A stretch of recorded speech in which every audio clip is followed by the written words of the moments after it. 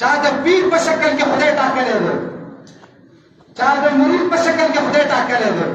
چا د ملا په شکل کې خدای ټاکلی دی، چا د مفتی په شکل کې خدای ټاکلی دی، چا د خپل مشر په شکل کې خدای ټاکلی دی، چا د خپل قاید په شکل کې خدای ټاکلی دی. ملګرو دا و د مفتی منیر شاکر صاحب یو بل زوی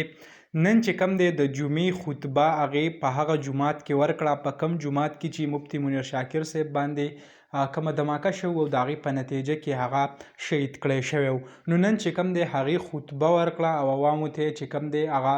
ډېر زیات کوم پیغامات چې دي هغه هم ورکړه، د پلار په حوالې سره هم خبرې وکړې. د دې نه علاوه که تاسو اوسه پورې کتلي وي نو په سکرین باندې به چې کوم یو راتلو یعنی میډیا ته به مخامخ کېدو نو هغه چې کوم دی عبدالله شاکر د هغې کوم مشر زوی چې و، د دې نه علاوه که مفتي صاحب به چېرته تلو نو هغه به ورسره هم هغه تلو او کوم ټوفک یا اسلحه څه به ورسره هغه هم په لاس کې ورسره و او د هغې کوم حفاظت چې دی هغه به یې کوو. خو دا زوی چې کوم دی هغه چا لیدلی نه و. نن چې کوم دی هغې خطبه ورکړه ماشاءالله خلک چې کوم دی هغه ډېر زیات مطمئن شو او ډېر زیات چې کوم دی خلکو هغه ستاینه وکړه چې انشاءالله د مفتی منیر شاکر صاحب کوم عادات چې دي هغه په دې کې دي او دا به هم په راروان وخت کې چې کوم دی مفتی منیر شاکر یعنی کوم خپل پلار چې دی هغه به جوړیږي. نو دغه کوم ویډیو چې وه دغه معلوماتو ما غوښته تاسو سره شریک کړم. انشاءالله بل ویډیو کې میلاویږو. الله حافظ.